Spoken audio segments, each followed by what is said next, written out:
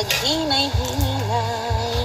O para na siya no ninyo dudong og inday nga nag-edad pa og 16 anyos. Banat sa gid mo og eskwela. Concentrate sa mo sa inyong pag-eskwela. Ayaw sa ninyo na kuan na i-grab kaayo ng guguma-guguma.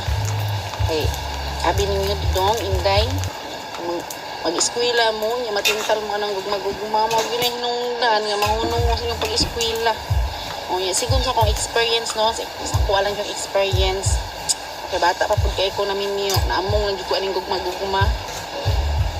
Sus, pait yung kaayo, kung magminyo ka nga, wag ka kahuman sa imong pag-eskwela. Kaya nga, no, kung magminyo ka, nyo mo kahuman sa pag-eskwela, may lang gina siya, kung bago pa. Kaya kung manlakaw mo, agakon ka. Kung manabok mong sapa, babahon ka. Pero madugay na.